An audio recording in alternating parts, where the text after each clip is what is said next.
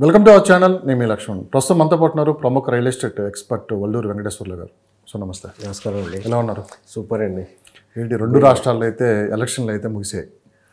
So next ఏంటంటే రెండు రాష్ట్రాల అభివృద్ధి వేగం. అంటే ఇటు రియల్ ఎస్టేట్ తీసుకున్నామంటే మనం హైదరాబాద్ రియల్ ఎస్టేట్ గురించి మనం ప్రత్యేకంగా చెప్పాల్సిన పర్లేదు. ఎందుకంటే ఇప్పుడున్న మొత్తం ఇండియాలోనే టాప్ పొజిషన్లో అవుతే ఉంది. అయితే అమరావతిలో కూడా ఇప్పుడు ప్రభుత్వం మారింది. కొత్త ప్రభుత్వం మళ్ళీ చంద్రబాబు నాయుడు గారు రావటం, అమరావతిని మళ్ళీ కొనసాగించడం. అంటే గతంలో అమరావతి ఏ విధంగా మూలబడిందో మనం చూసాం. సో అమరావతిలో కూడా వేగంగా పరిణామాలు అయితే మారిపోతున్నాయి. సో రియల్ ఎస్టేట్ పరంగా తీసుకున్నామంటే రెండు తెలుగు రాష్ట్రాల్లో పరిస్థితి ఏ విధంగా ఉందంటే మీరు ఏం చెప్తారు? రెండు తెలుగు రాష్ట్రాల్లో రియల్ ఎస్టేట్ పరిస్థితి అని మాత్రం అద్భుతంగా ఉండబోతుందండి. కానీ ఏంటంటే రెండింటికి తేడా ఉంది. అటు హైదరాబాద్కి కానీ ఇటు అమరావతికి కానీ. అమరావతిలో ఏంటంటే ఇప్పుడు కొత్తగా హైదరాబాదు ఇప్పుడు తెలంగాణ ఏర్పరిచినప్పుడు 2014లో కేసీఆర్కి వచ్చినప్పుడు ఉన్న కసి, బాగా డెవలప్ చేయాలన్న కసి ఇప్పుడు చంద్రబాబు నాయుడులో అంతకుముందు కూడా ఉంది. ఒక ఆంధ్రాని, ముఖ్యంగా అమరావతిని బాగా మంచి క్యాపిటల్గా అద్భుతంగా ప్రపంచంలో కూడా ఒక నోన్గా ఒక రిమార్క్గా తీసుకురావాలని, అద్భుతంగా డెవలప్ చేయాలని ఒక కసి మాత్రం చంద్రబాబు నాయుడు గారు. అట్లా ఏంటంటే ఆంధ్ర ప్రజల్లో కూడా ఆ కసిని అనేది ఆల్మోస్ట్గా మన చంద్రబాబు నాయుడు గారు మోటివేట్ చేస్తున్నారు. మనకి తెలుస్తుంది. ఇప్పుడు అమరావతిలో కూడా ఏంటంటే మంచిగా తీసుకుని ఇప్పుడు already 4th election results declare చేయడం జరిగింది. ఈరోజు 28 అనుకుంటున్నాను. ఇప్పటికే ఏంటంటే ఆల్మోస్ట్ ఇప్పుడు పరుగులు పెట్టిస్తున్నారు. ఆల్రెడీ కొన్ని అద్భుతాలు కూడా జరుగుతున్నాయి. ఏంటంటే 50,000 crores ఆఫ్ రూపీస్ ఆఫ్ బీపీసీఎల్లో రిఫైనరీ ప్లాంట్ కూడా తీసుకురావడం జరిగింది.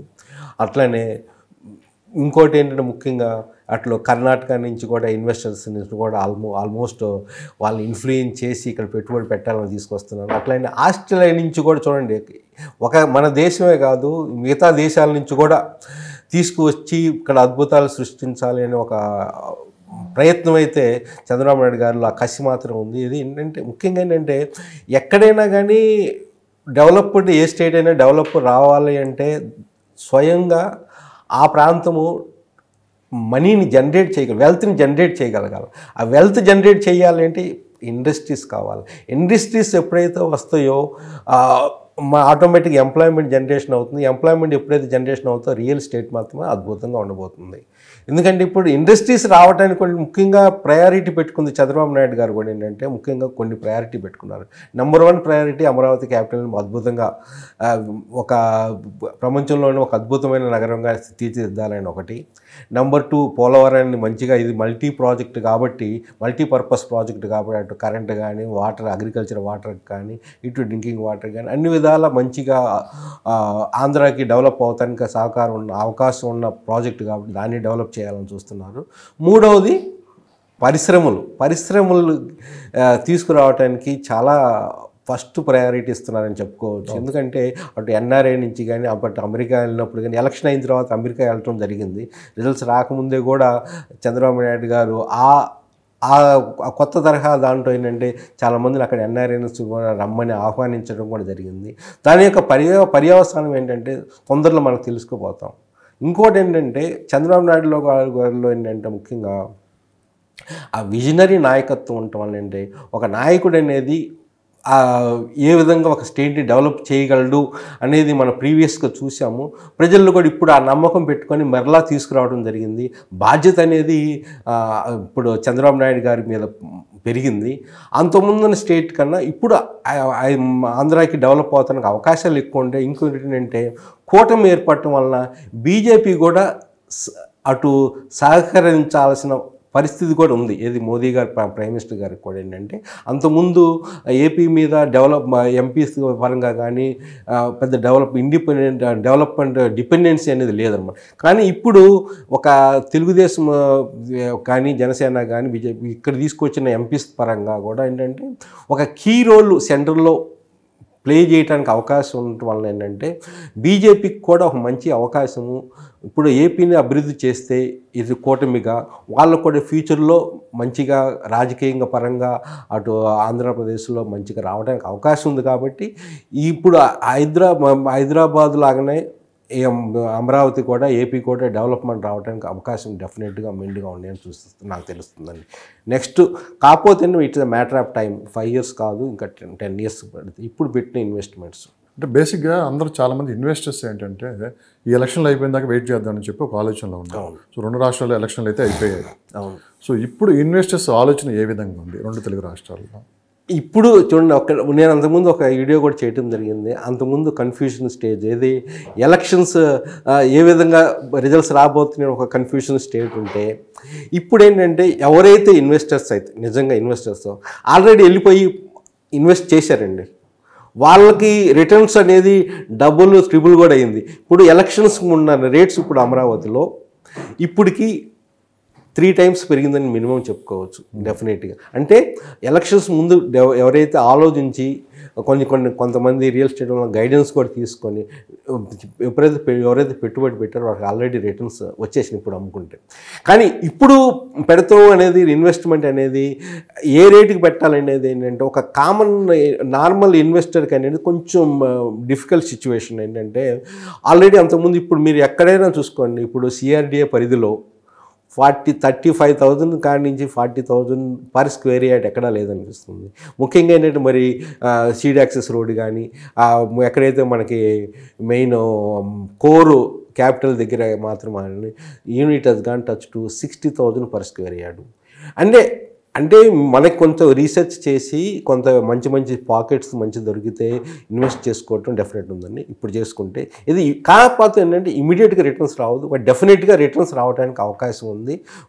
కొంచెం పేషెన్స్గా ఓర్పుతో ఒక 10 సంవత్సరాలు వెయిట్ చేయగలిగితే ఏంటంటే మంచి రిటర్న్స్ రావడానికి అద్భుతంగా డెవలప్ అవడానికి అవకాశం ఉంది. ఎందుకంటే ఇప్పుడున్న స్పీడ్ చూస్తుంటే ఏంటంటే డెవలప్మెంట్ స్పీడు, ఇప్పుడు యొక్క పెట్టుబడుల వరద అనేది ఏంటంటే ఇది కంటిన్యూ అయిద్దని మనం ఆశిస్తున్నాము. ఎందుకంటే అటువంటి లీడర్ ఉన్నాడు కాబట్టి, లీడ్ చేస్తున్నాడు కాబట్టి ఆ విధంగా డెఫినెట్గా ఇంకో టర్మ్ కూడా వీళ్ళే వస్తే డెఫినెట్గా ఏంటంటే ఆంధ్రాలో ఎవరైతే పెట్టుబడి పెడతారో మంచి అవకాశం ఉంది. ఇంకోటి నా అభిప్రాయం ఏంటంటే ఏపీ రాజధాని కాకుండాను చుట్టుపక్కల కొన్ని ప్రాంతాలు ఉండే తెనాలి, నూజివీడు, ఇటు నిజాపట్నము, ఇటు బాపట్ల, కొన్ని ప్రాంతాలు కాకినాడ, రాజమండ్రి, తిరుపతి, అంటే కొన్ని Tier 2, Tier 3 సిటీస్లో కూడా ఏంటంటే మంచి డెవలప్మెంట్కి ఆస్కారం ఉంది. ఎందుకంటే ఇప్పుడు అక్కడ వరకు జనాలు పోలేదో అనిపిస్తుంది. ఇక్కడే కేంద్రీకృతం అవ్వాలని ఇన్వెస్టర్స్ అందరూ ఇక్కడ రావడం వల్ల అంటే రేట్స్ అయితే కొంతవరకు పెరగడం జరిగింది. ఈ రేట్లో పెట్టుబడి పెడితే అనేది కొంచెం టైం వెయిట్ చేయాల్సి వస్తుంది. కానీ లాంగ్ టర్మ్కి వస్తే మాత్రం అమరావతి ఆంధ్రప్రదేశ్లో టోటల్గా రియల్ ఎస్టేట్ అనేది అద్భుతంగా ఉండబోతుంది, అది మాత్రం చెప్పగలను. సార్ బయట ఒక ప్రచారం నడుస్తుంది, అంటే ఇప్పటికిప్పుడు రేట్లు పెంచేసారు అంటున్నారు. అసలు బేసిక్గా ఏంటంటే డిమాండ్ ఉన్న దగ్గర ఆటోమేటిక్గా రేట్లు ఆటోమేటిక్ పెరుగుతూ ఉంటాయి. ఇది నెగిటివ్ ప్రచారం కొంతమంది చేస్తూ ఉన్నారు. అంటే అమరావతిలో ఒక నైట్కి నైటే 2-3 రేట్లు పెంచేశారని చెప్పి అంటున్నారు. ఇది ఒక నెగిటివ్ ప్రచారం అయితే బయట చేస్తున్నారు. నిజంగానే అమరావతిలో మళ్ళీ చంద్రబాబు నాయుడు గారు రావటం వల్ల ప్లస్ అక్కడ ఉన్న ఫ్యూచర్ డెవలప్మెంట్స్ ముందే ఊహించి చాలామంది ఇన్వెస్ట్ చేస్తున్నారు. ఎందుకు కొంతమంది నెగిటివ్గా ప్రచారం చేస్తున్నారు? వెరీ సింపుల్ అండి. ఇందులో నెగిటివ్ ప్రచారం అనేది వాళ్ళకు ఎప్పుడు ఎవరైతే కొనలేరో, పెట్టుబడి పెట్టలేరో వాళ్ళు నెగిటివ్ ప్రచారం ఒకటి ఉంటుంది. ఒకటేంటంటే అటువైపు డెవలప్ వద్దు అనుకునే వాళ్ళు కూడా నెగిటివ్ ప్రచారం చేస్తూ ఉంటారు. మీరు మంచి చెప్పినా చెడు చెప్పినా నెగిటివ్ ప్రచారం అనేది జరుగుతుంది. కానీ ఏంటంటే ఎవరైతే వ్యూయర్స్ ఉన్నారో వాళ్ళు సరైన దృక్పథంతో వాళ్ళు రీసెర్చ్ చేసి చేయాల్సిన డెసిషన్ తీసుకోవాలని పద్ధతి. ఇంకోటి ఏంటంటే ఇందాక నేను చెప్పినట్టుగా అమరావతిలో ఒకటి ఏంటంటే ముందు చంద్రబాబు నాయుడు గారు ఉన్నప్పుడు ఒక రేటు ఉన్నది, జగన్ గారు వచ్చినప్పుడు తగ్గింది, మళ్ళీ ఇప్పుడు అదే చంద్రబాబు నాయుడు రావడం వల్ల అదే రేటుకి వచ్చినాయి. కాకపోతే కొన్ని చోట్ల అంతకన్నా ఎక్కువ పెరిగింది. ఇది పరిస్థితి. అంతేగాని అంతకుముందు కన్నా ఎక్కువ మల్టిపుల్గా పెరగటం అని కాదు. కాకపోతే ఏంటంటే ఇప్పుడున్న ఇందాక నేను ఇంకో విషయం కూడా చెప్పాను, ఇప్పుడున్న ఒక కీ రోల్ అనేది ఇప్పుడు చంద్రబాబు నాయుడు గారికి సెంట్రల్ లెవెల్లో ప్లే చేయటం వల్ల ఏంటంటే ఫండ్స్ తెచ్చుకునే పొజిషన్ ఉంది. ఇదే పొజిషన్ అంతకుముందు లేదు, ఇది 2019 ముందు లేదు. ఎందుకంటే అక్కడ బీజేపీ డిపెండ్ అవ్వాల ఇది తెలుగుదేశం మీద. కానీ ఈరోజు తెలుగుదేశం కూడా ఏంటంటే ఒక కీ రోల్ అనేది సెంటర్లో ప్లే చేయటం వల్ల ఏంటంటే ఒక ఫండ్స్ తెచ్చుకుంటానికి కానీ ఒక నిధులు తెచ్చుకుంటానికి సెంటర్ నుంచి మాకు ఇండస్ట్రీస్కి తీసుకురావడానికి కానీ మంచి అవగాహన. ఇంకోటి ఏంటంటే ఏదైనా కానీ ఒక కంపెనీస్ రావాలి అంటే దాని యొక్క కొన్ని ఫ్యాక్టర్స్ అనేది కన్సిడరేషన్ చేయాలి. ముఖ్యంగా ఏంటంటే రూలింగ్ పార్టీలో పాలసీస్, ఆ ప్రోగ్రామ్స్ అనేది ఇన్వెస్టర్ ఫ్రెండ్లీ అంటే ఇండస్ట్రీ ఫ్రెండ్లీగా ఉంటేనే ఆటోమేటిక్గా వస్తుంది. అదేవిధంగా ఏంటంటే చంద్రబాబు నాయుడు గారిలో అవి ఉండటం వలన ఏంటంటే ఈరోజు చంద్రబాబు నాయుడు వ్యక్తిత్వం చూసే ఈరోజు చాలామంది కూడా ఏంటంటే మిగతా స్టేట్స్ నుంచి కానీ మిగతా కంట్రీస్ నుంచి కూడా తొందరగా ఇన్వెస్ట్మెంట్ చేయాలి అని పెడతారు. ఇంకో కీ రోల్ కూడా ప్లే చేయబోతున్నారు చంద్రబాబు నాయుడు గారు ఫ్యూచర్లో. అదేంటంటే నేను మిగతా వాళ్ళకి తెలుసు అంతకుముందు ఇది మనకి ఎమోషనల్గా అరే మన ఓన్ స్టేటు రండి, మీ ఓన్ స్టేట్ని డెవలప్ చేయండి, ఒక ఎమోషనల్గా తీసుకొచ్చేసి ఆంధ్ర వాళ్ళు ఎక్కడైతే స్థిరంగా స్థావరాలు ఏర్పరచుకున్నారో వాళ్ళని తీసుకొచ్చేసి ఇక్కడ ఇన్వెస్ట్మెంట్ చేయించేయడానికి మంచి ప్లానింగ్ అయితే జరుగుతుంది. అట్లా జరగటం వల్ల ఏంటంటే డెఫినెట్గా ఏంటంటే ఫండ్స్ కూడా కొంతవరకు మిగతా స్టేట్స్ నుంచి మన ఆంధ్ర పీపుల్ కానీ మిగతా ఇన్వెస్టర్స్ దగ్గర నుంచి కానీ రావడానికి అవకాశం ఉందన్నమాట. సార్ అమరావతి చుట్టుపక్కల ఒక 30 కిలోమీటర్స్ పరిధిలో 30 to 40 కిలోమీటర్స్ పరిధిలో ఇప్పుడు ఇన్వెస్ట్ చేసే వాళ్ళకి భవిష్యత్తులో 5 to 10 yearsలో ఎలా ఉంటుంది? ఇప్పుడు అంతకుముందు ఎలక్షన్స్ ముందు కూడా ఏంటంటే ఇప్పుడు సిఆర్డిఏ లెవెల్లో ఒక 20,000 25,000 per square yard ఉందల్లా. ఈరోజు మీరు ఎక్కడికి వెళ్ళి మినిమం 45,000 40,000 పైనే ఉన్నాయి, కానీ up to 60-70,000 per square yard depending on the location. హైవేకి కానీ ఆ సీట్గా కోర్ క్యాపిటల్కి దగ్గర ఎట్లా ఉండటం వల్ల దాని బట్టి అంటే ఎక్కడైనా కానీ అంత రేట్ పెరిగినాయి, రేట్లు పెరిగినాయి, డబుల్ కన్నా కొన్ని చోట్ల ట్రిపుల్ కూడా పెరిగినాయి అనమాట. కానీ ఇప్పుడు ఇన్వెస్ట్మెంట్ చేయాలనుకునేదంటే లాంగ్ టర్మ్గా షార్ట్ టర్మ్ పరంగా మాత్రం అద్భుతాలు జరుగుతాయని ఆశించి పెట్టుబడి పెడితే మాత్రం వాళ్ళకు అనుగుణంగా ఆశించినంత రిటర్న్స్ రాకపోవచ్చు. కానీ లాంగ్ టర్మ్గా ఒక 10 years పైన ఆలోచించి పెట్టుబడులు పెడితే ఏంటంటే మంచిగా రిటర్న్స్ రావడానికి అవకాశం ఉంది డెఫినెట్గా. ఎందుకంటే ఇంకో మనం ఒక ఆశిద్దాము నెక్స్ట్ టర్మ్ కూడా చంద్రబాబు నాయుడు గారే వస్తారని. అప్పుడు ఏంటంటే కాన్సిస్టెన్సీ అనేది, ఒక లా అండ్ ఆర్డర్ అనేది ఎప్పుడైతే మనకి ఏర్పడుతుందో, ఒక నమ్మకం అనేది లీడర్లో ఏర్పడుతుందో ఆటోమేటిక్గా ఇన్వెస్ట్మెంట్స్ అనేది అదే ఫ్లో అవుతూ ఉంటాయి అన్నమాట.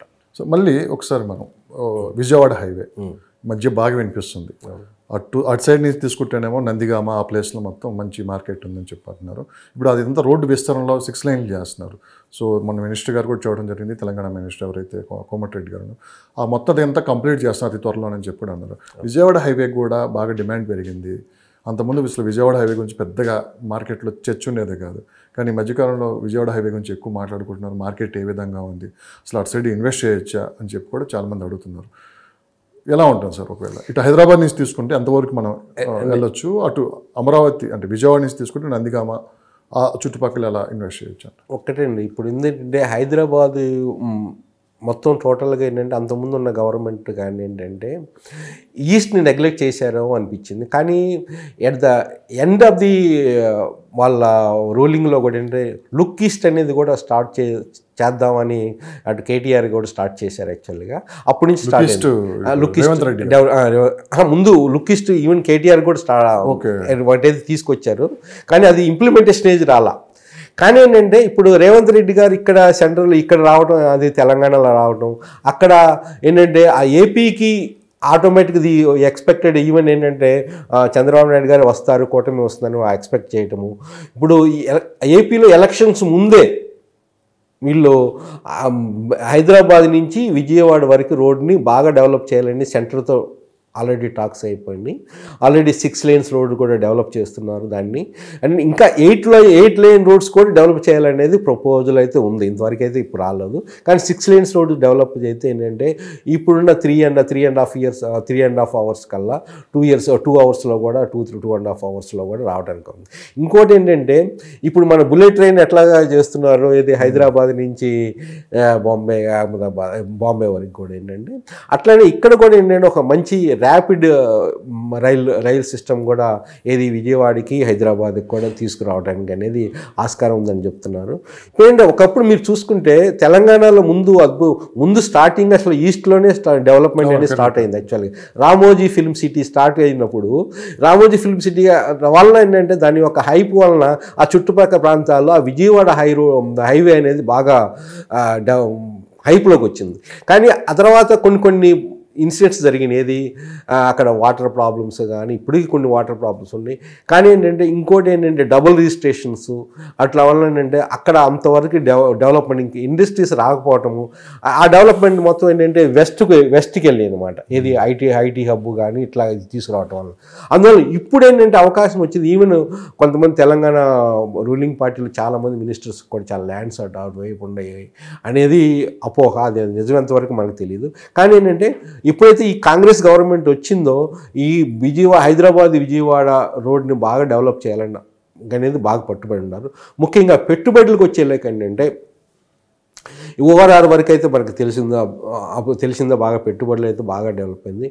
ఇప్పుడు ఇంకా ముందుకు వెళ్ళే కొన్ని రీజనల్ రింగ్ రోడ్ వరకు కూడా ఏంటంటే మనం పెట్టుబడులు పెట్టవచ్చండి. కాకపోతే ఏంటంటే ఎంత డిస్టెన్స్లో హైవేకి పెట్టాలనేది చూసుకొని మనం పెట్టుబడి పెడితే అద్భుతమైన అవకాశం. ఎందుకంటే మొన్న నేను విన్నాను శ్రీధర్ బాబు గారు కూడా ఏంటంటే ఒక ఐటీను కూడా అటువైపు తీసుకురావాలని ప్రయత్నిస్తున్నారు అన్నమాట. అటున్నప్పుడు ఏంటంటే ఎప్పుడైతే ఎంప్లాయ్మెంట్ జనరేషన్ వస్తుందో రియల్ ఎస్టేట్ అనేది ఆటోమేటిక్గా ఏంటంటే మంచి హైప్లోకి వెళ్తుంది. రిటర్న్స్ అనేది మంచిగా రావడానికి అవకాశం. ఎందుకంటే రెండు క్యాపిటల్ని కలిపే అద్భుతమైన నేషనల్ హైవే ఇది. ఏది హైదరాబాద్ నుంచి విజయవాడ. ఆ విజయవాడలో కూడా ఏంటంటే విజయవాడ నుంచి ఇప్పుడు అక్కడ కూడా రింగ్ రోడ్డు రాబోతుంది.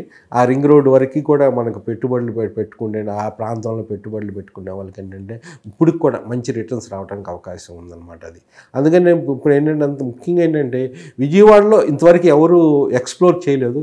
ఎవరైతే ఎక్స్ప్లోర్ ఈవెన్ నేను లాస్ట్ వీడియోలో కూడా ఒకసారి చెప్పాను, విజయవాడ హైవే మంచిగా అద్భుతమైన రిటర్న్స్ రావడానికి అవకాశం ఉందని. ఇప్పుడు కూడా ఏంటంటే మంచిగా అవకాశం ఉంది. ఇప్పుడు అదేంటంటే ఫర్దర్గా ఏంటంటే ఇప్పుడు ఇంతవరకు డెవలప్ అవ్వకపోతున్నప్పుడు ఎప్పుడు ఏంటంటే మన ఇన్వెస్ట్మెంట్స్ డెవలప్ అవ్వబోతున్న ప్లేస్లో పెడితే ఏంటంటే రిటర్న్స్ రావడానికి అవకాశం ఉంది. సో విశాఖపట్నం కూడా పెద్దగా చర్చల్లో ఉంది. విశాఖపట్నం వచ్చేలేకండి అమరావతి అనేది ఒక క్యాపిటల్ బేస్ మీద తీసుకొస్తున్న డెవలప్మెంటు. దీనికి ఏంటంటే ఒక ఏపీ గవర్నమెంట్ యొక్క బ్యాక్ సపోర్ట్ కానీ సెంట్రల్ సపోర్ట్ కానీ ఫండ్స్ కానీ ఈ విధంగా డిఫరెంట్ హెల్ప్ కానీ కావాల్సి. వైజాగ్ అటువంటి హెల్ప్ పెద్దగా అవసరం లేదు. మీరు చూశారు మీరు అమరావతి కూడా లేనప్పుడు ఏంటంటే టోటల్ కంబైన్ ఆంధ్రప్రదేశ్ ఉన్నప్పుడు ఏంటంటే హైదరాబాద్ని వైజాగ్ని కంపేర్ చేసేవాళ్ళు. అవును, కరెక్ట్. డెవలప్మెంట్ పరంగా కానీ రెసిడెన్షియల్ పరంగా కానీ కమర్షియల్ పరంగా కానీ వైజాగ్ యొక్క డెవలప్మెంట్ ఎట్లా ఉంటుందంటే అది ఆర్గానిక్ గ్రోత్ ఉంటుందన్నమాట. వీటితో పెద్దగా పట్టించుకోవాలని పని లేదు. ఆర్గానిక్ ఏ గవర్నమెంట్ వచ్చినా కానీ దాని యొక్క స్పెసిఫిక్గా కొన్ని అడ్వాంటేజ్ తీర ప్రాంతం ఉండటం వలన కొన్ని నేవీ బేసిస్ ఉండటం వలన పోర్ట్ ఉండటం వలన తీర ప్రాంత అభివృద్ధికి సంబంధించిన ఏంటంటే అన్ని ఎక్స్పోర్ట్స్ కూడా అక్కడ ఉండటం వలన steel plant Vizag steel plant అటువంటి మేజర్ ఉండటం వలన ఐటీ కూడా అక్కడ చాలా వరకు డెవలప్ జరిగింది కొంతవరకు. అంటే హైదరాబాద్తో పోల్చుకోలేము కానీ ఐటీ కూడా అక్కడ బాగానే ఎస్టాబ్లిష్ అవుతున్నారు. అంటే వైజాగ్ అనేది ఎప్పటికీ డెవలప్ అయ్యే గ్రోత్ అండి. అది గ్రోత్ సిటీ. ఈరోజు మీరు పెట్టినా కానీ డెఫినెట్గా ఆర్గానిక్. కానీ ఏంటంటే అమరావతిలో మంచిగా రీసెర్చ్ చేసి మంచిగా ప్లేస్లో లొకేషన్లు పెట్టుకున్న రిటర్న్స్ అంత లేకపోవచ్చు. కానీ స్లో అండ్ స్టడీగా రిటర్న్స్ ఇచ్చే ప్లేస్ మాత్రం ఆంధ్రాలో ఇప్పుడు వైజాగ్. ఇప్పుడు కొత్తగా రియల్ ఎస్టేట్ ఇన్వెస్ట్ చేయాలనుకున్న వాళ్ళు మూడు ప్రాంతాలు ఆలోచిస్తున్నారు. ఒకటి అమరావతి, రెండు విశాఖపట్నం, మూడు హైదరాబాద్. మూడిట్లో బెస్ట్ ఎక్కడంటే మీరు ఏం చెప్తారు? చూడండి, బెస్ట్ అనేది దానికన్నా నేను చెప్తానంటే సూటబిలిటీ. మీరు ఆంధ్ర బేస్డ్ అనుకోండి, మీకు ఆంధ్ర ప్రదేశంలో మీరు ఆంధ్రాలో ఉంటారు కానీ ఇక్కడ ఉద్యోగ రీత్యా ఇక్కడ ఉన్నారనుకోండి ఆంధ్రాలో పెట్టుబడులు పెట్టవచ్చు. కానీ మీరు నార్త్ ఇండియన్ మిగతా స్టేట్స్ వచ్చారు, ఇక్కడ మీకు ఆంధ్ర గురించి ఏం తెలియదు అనుకున్న వాళ్ళు మాత్రం హైదరాబాద్లో ఇన్వెస్ట్మెంట్ చేసుకోవడం బెస్ట్. హైదరాబాద్లో ఏంటంటే అమరావతికి హైదరాబాద్ కొన్ని చూసుకుంటే ఇది ఆల్రెడీ ఇన్ఫ్రాస్ట్రక్చర్గా డెవలప్డ్ ప్లేస్. అక్కడ ఏంటంటే ఇప్పుడు ఇన్ఫ్రాస్ట్రక్చర్ డెవలప్ అవుతుంది. ఇది అనుకోండి ఫ్యూచర్ సిటీ. ఇదేంటంటే సిటీకి ఆల్రెడీ డెవలప్ అయ్యింది, ఇప్పుడు ఫ్లోలో జరుగుతుంది అనమాట. ఇక్కడ మనం చూసుకుంటే ఇప్పటికి కూడా మంచి లొకేషన్స్ ఉన్నాయి, మంచి రిటర్న్స్ రావడానికి అవకాశం ఉంది. కానీ ఏంటంటే ఒక కాస్మోపాలిటన్ కల్చర్ హైదరాబాద్కు ఉండాలంటే అన్ని స్టేట్స్ వాళ్ళు వెళ్ళిపోయి ఇప్పుడు అమరావతిలో ఇన్వెస్ట్మెంట్ చేయాలండి. అంటే తెలుగు వాళ్ళు అక్కడ సంబంధం ఉండవాళ్ళు అక్కడ తెలిసిన వాళ్ళు ఇన్వెస్ట్మెంట్ చేయగలుగుతారు. కానీ అందరూ ఆ ధైర్యంతో వెళ్ళిపోయి అమరావతిలో డబ్బులు బాగా మంచి ఇన్వెస్ట్మెంట్ వస్తాయి అని కొన్ని ఫ్లోగా వెళ్ళిపోయి తప్పుడు ప్రచారం ఇన్వెస్ట్మెంట్లో అవ్వటానికి అవకాశం ఉంది. తప్పుడు ప్రచారాలు కాదు, ప్రచారం కన్నా ఏంటంటే ముఖ్యంగా మనం ఆలోచించాల్సింది ఏంటంటే ఇన్వెస్ట్మెంట్ చేసేటప్పుడు early bird always get the worm అన్నట్టుగా ఏంటంటే ముందుగా వెళ్ళిపోయి ఇన్వెస్ట్మెంట్ చేసిన వాళ్ళకి మంచి రిటర్న్స్ వస్తాయి, అందులో డోకా లేదు. కానీ అందరూ పెరిగిన తర్వాత ఇన్వెస్ట్మెంట్ చేసే వాళ్ళకి రిటర్న్స్ అనేది ఒకసారి ఎక్కువ రోజులు వెయిట్ చేయాల్సి వస్తుంది, చాలా నెంబర్ ఆఫ్ ఇయర్స్ వెయిట్. అది ఆ జాగ్రత్త తీసుకొని ఇన్వెస్ట్మెంట్ చేస్తే హైదరాబాద్లోనూ కొంతమందికి సోల్డబిలిటీ ఉంటుంది, రిటర్న్స్ వస్తాయి. అటు ఏపీలోనూ డెఫినెట్గా రిటర్న్స్ వస్తాయి. కంపారిజన్ అంటే దేనికి దానికేనండి. You cannot compare Hyderabad, Amaravati and Vizag. Okay, different. ఎందుకంటే ఇది ఎప్పుడు ఏంటంటే ఒక ఇన్వెస్టర్స్ కానీ వాళ్ళ యొక్క మైండ్ సెట్ను బట్టి ఉంటుంది, ఆధారపడి ఉంటుంది. మీకు ఎన్ని సంవత్సరాల్లో మీకు ఇన్వెస్ట్మెంట్ చేయాలన్నప్పుడు what is your time horizon, ఎన్ని సంవత్సరాల్లో మీకు రిటర్న్స్ కావాలనుకుంటున్నారు, మీకు ఇంకా హోల్డ్ చేయగలరా, మీకు పేషెన్స్ ఉందా అనేది కూడా మెయిన్ ఫ్యాక్టర్. మీ బడ్జెట్ ఏంటి అది కూడా ఒక ఫ్యాక్టర్. ఇవన్నీ కన్సిడరేషన్ చేసుకుని మీకేది సూటబుల్లో ఉంటే ఏంటంటే 3 చోట్ల అద్భుతమైన అవకాశాలు ఉన్నాయి. రిటర్న్స్ అనేది మీరు పెట్టే లొకేషన్ బట్టేసేసి ఏ రేటుకి కొన్నారనే దాన్ని బట్టేసి ఈ 2 ఫ్యాక్టర్స్ని మీరు కన్సిడరేషన్ చేస్తే డెఫినెట్గా రిటర్న్స్ వస్తాయి. సార్ మామూలు బేసిక్గా హైదరాబాద్ మార్కెట్లో రిజిస్ట్రేషన్లు అయితే బాగున్నాయి, కానీ ఒక ప్రచారం ఏం నడుస్తుంది, మార్కెట్ పడిపోయిందని నడుస్తున్నారు. ఏది నిజం సార్ ఇందులో? చూడండి, ఇప్పుడు దీనివల్ల ఎవరికి లాభం? మార్కెట్ పడిపోయింది అనేది అది ఒక ప్రచారమేనా? దీనివల్ల ఎవరికి లాభం, ఎవరికి నష్టం? ఈ విధంగా డిస్కషన్లు, ఈ విధంగా బయట ఆ మార్కెట్ పడిపోయింది, హైదరాబాద్ మార్కెట్ ఇంకా టైం పడుతుంది అంటే ఇది మళ్ళీ స్పీడ్గా గ్రోత్ అవడానికి అని చెప్పి అంటున్నారు. ఎంతవరకు ఇది? నేను చూడండి, ఒకటేంటంటే రియాలిటీని ఇన్వెస్టర్ అనేవాడు, స్మార్ట్ ఇన్వెస్టర్ అనేవాడు రియాలిటీని గ్రహించడం ఇంపార్టెంట్. ఇప్పటివరకు సెంటిమెంట్ డౌన్ అయింది, కానీ రియాలిటీ పరంగా ఎక్కడా కానీ లెక్కల్లో ఎక్కడ తగ్గల, రిజిస్ట్రేషన్స్ తగ్గల. మీకు లాస్ట్ క్వార్టర్, ఈ first quarter of the Q1 2024 అంటే జనవరి నుంచి మార్చి వరకు కూడా ఏంటంటే ఎలక్షన్స్లో కూడా ఏంటంటే ఇప్పుడు ఎక్కడ రిజిస్ట్రేషన్ తగ్గల. ఈవెన్ టాప్ 10 సిటీస్లో ఫాస్టెస్ట్ గ్రోయింగ్ సిటీస్లో హైదరాబాద్ ఉంది, నంబర్ 4th పొజిషన్లో ఉంది. అట్లనే టాప్ 10 పొజిషన్లో వరల్డ్ లెవెల్లో కూడా ఫాస్టెస్ట్ గ్రోయింగ్ సిటీస్లో హైదరాబాద్ పేరు ఉంది. అంటే మిగతా టాప్ సిటీస్ అంటే ఏంటండి, ముంబై, ఢిల్లీ, పూణే, మద్రాస్, బెంగళూరు, ఇవి కలకత్తా, మొత్తం 7 సిటీస్లో హైదరాబాద్ యొక్క రియల్ ఎస్టేట్ అనేది టోకలేదు. ఇంకోటి మ్యాక్రో లెవెల్లో కూడా ఆలోచించినప్పుడు ఏంటంటే ఇండియన్ ఎకానమీ అనేది చాలా స్ట్రాంగ్ ఫుట్ మీద ఉండటం వల్ల ఏంటంటే ఆటోమేటిక్గా ఏంటంటే ఈ 7 సిటీస్కి ఇప్పుడు మంచి రిటర్న్స్ రావడానికి అవకాశం ఉంది. హైదరాబాద్లో కూడా ఏంటంటే సెంటిమెంట్ డౌన్ ఉంది డెఫినెట్గా. It is a buyers market. Buyers అంటే కొంచెం ఇప్పుడు సెంటిమెంట్ డౌన్ ఉండటం వల్ల ఏంటంటే ఎక్కడైనా కానీ కొంచెం బార్గెనింగ్ పవర్ అనేది ఉంటుంది బయర్స్కి. ఇప్పుడు మంచి లొకేషన్ చూసుకొని మంచి బార్గెన్ చేసేసి మంచి రేటుకి మనం తీసుకున్నప్పుడు రిటర్న్స్ మంచి డెఫినెట్గా వస్తాయి. కానీ ఇంకోటి కూడా చెప్తున్నాను, రేపు August 1 నుంచి రేట్స్ పెంచబోతున్నారు, ల్యాండ్ రేట్స్, రిజిస్ట్రేషన్ రేట్స్. ఏది హైదరాబాద్ చుట్టుపక్కల ప్రాంతంలో, తెలంగాణలో అనుకోండి సుమారుగా. రేపు మళ్ళీ అప్ టు జూలై ఎండ్ వరకు కూడా రిజిస్ట్రేషన్ పెరుగుతుంది చూడండి, ఎందుకంటే కొంతమంది ల్యాగ్ ఉంటుంది. ఇది ఏంటంటే ఇప్పుడు ఏంటంటే ఒకరిని ఎదుటి వాళ్ళు మా పక్క రాష్ట్రం డెవలప్ అవుతుంది అని హైప్తో చూసే కన్నా రియాలిటీతో మనం చూడాలా. అక్కడ ఉన్న ఇన్వెస్ట్మెంట్స్ ఏంటి, ఇక్కడ ఉన్న ఇన్వెస్ట్మెంట్ ఆపర్చునిటీ అనేది అక్కడ వేరు, ఇక్కడ వేరు. ఇక్కడ మన సూటబుల్లా, అక్కడ సూటబుల్లా, ఎంత బడ్జెట్లో మనం తీసుకోవాలి, మన కనెక్టివిటీ ఏంటి, మన వెళ్ళిపోయి తొందరగా సేఫ్టీ సెక్యూరిటీ కూడా చూసుకోవాలి. అన్నీ మనం చూసుకుంటే ఇక్కడ మంచి అవకాశం ఉన్నాయి, అక్కడ మంచి. హైదరాబాద్ అనేది డెవలప్డ్ సిటీ, విశ్వనగరంగా డెవలప్మెంట్ సెకండ్ క్యాపిటల్గా కూడా రావడానికి ఉన్న అవకాశాలు ఉన్న సిటీ హైదరాబాద్. ఇప్పుడు అమరావతి, ఏపీ వచ్చేలాకని ఇప్పుడు డెవలప్ అవబోతున్న సిటీ. అది మీరు గ్రహించాలన్నమాట. 2 ఇప్పటికిప్పుడు ఇన్వెస్ట్ చేయాలనుకునే వాళ్ళకి హైదరాబాద్లో top places, locations, best locations ఇప్పుడు ఇన్వెస్ట్ చేస్తే మంచి రిటర్న్స్ ఉన్నాయి అనే ప్లేసెస్ ఎక్కడ ఉన్నాయండి మీరు చెప్పారు? నాకు తెలిసినంత వరకు కొన్ని ప్రాంతాలండి. ఇప్పుడు శంకరపల్లి దాటిన తర్వాత మెహతాబ్ ఖాన్ కూడా, శంకరపల్లి కొంచెం దాటిన తర్వాత మోమిన్పేట, ఈ ప్రాంతాల్లో కూడా ఏంటంటే మెహతాబ్ ఖాన్ కూడా అంటే రీజనల్ రింగ్ రోడ్ అక్కడ కట్ అవుతుంది. షాబాద్ ఏరియా, కొన్ని వచ్చేలాకే మహేశ్వరం ఏరియా అండి, I really like it.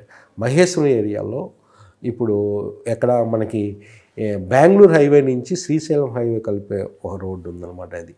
100 feet road 150 feet road చేయబోతున్నారు దాన్ని. ఆ రోడ్లో ఏంటంటే ఇన్వెస్ట్మెంట్ చేసిన మంచి అద్భుతం. రీసెంట్గా కూడా 200 acres ఆఫ్ ది ల్యాండ్లో ఆర్టిఫిషియల్ ఇంటెలిజెన్స్ యూనివర్సిటీ కూడా డిక్లేర్ చేశారు మన రేవంత్ రెడ్డి గారు. 200 acresలో అక్కడ రాబోతుంది. మంచి అదేంటి ఫ్యూచర్ టెక్నాలజీ అనమాట అది. అంటే అక్కడ ఏంటంటే ఎలక్ట్రానిక్ మ్యానుఫ్యాక్చరింగ్ యూనిట్స్ ఉన్నాయి, అక్కడ సెజ్జులు ఉన్నాయి అక్కడ. ఇది మహేశ్వరానికి ఓఆర్ఆర్కి హార్డ్లీ డిస్టెన్స్ ఆఫ్ ఒక 10 to 15 kilometers లోపు అనమాట. ఓఆర్ఆర్ దగ్గర అదే కాక ఏంటంటే అక్కడ తుక్కుగూడ వరకు కూడా ఏంటంటే మీకు మెట్రో వస్తుంది, మెట్రో కూడా దగ్గర అయింది అనమాట. మంచి హబ్ ఏంటంటే మహేశ్వరం బాగుంది. ఎలా ఉన్నాయి రేట్లు? ఎలా ఉన్నాయి రేట్లు? అక్కడికి వచ్చేలాకి 20,000 నుంచి 25,000 per square yard అండి. అంటే ఒక 200 square yards కొనుక్కుంటే 40 to 50 lakhsలో మీరు తీసుకోవచ్చు. మీరు కన్స్ట్రక్షన్ చేసుకున్నా కానీ వితిన్ 1.5-1.2 crores మీరు మంచిగా ఇండిపెండెంట్ హౌస్ చేసుకోవచ్చు. మంచి డెవలప్మెంట్ స్కోర్ ఉంది. ఎందుకంటే అక్కడ కనెక్టివిటీ అంత బాగుంది. ఓవరాల్ దగ్గర చుట్టుపక్కల ఇండస్ట్రియల్ ఏరియాస్ ఉన్నాయి. ఆ విధంగా ఏంటంటే అన్నిటికీ దగ్గర అన్నమాట ఇది. ఏంటి హైరైజ్ అపార్ట్మెంట్లకి ఫుల్ డిమాండ్ ఉంది సిటీలో అంటున్నారు. అంటే లగ్జరీని ఎక్కువ కోరుకుంటున్నారు. లగ్జరీని కోరుకుంటున్నారా లేకుంటే అవసరాలు తగ్గట్లు మారిపోతున్నాయి పరిస్థితులు? అంటే ఇటు పక్క విల్లాస్ కావచ్చు. అంటే మీరు ఒకసారి గమనించారంటే సిటీకి దూరం వెళ్ళే కొద్ది దూరం ఆలోచించట్లేదు ఎవరు పెద్దగా. అంతకుముందు ఏంటంటే సిటీకి దగ్గరలో ఎక్కడ దొరుకుతాయని ఆలోచించేవాళ్ళు. ఇప్పుడు సిటీకి దూరంగా మంచి లొకేషన్లు ఎక్కడ ఉన్నాయని ఆలోచిస్తున్నారు. మీరు గమనించే ఉంటారు.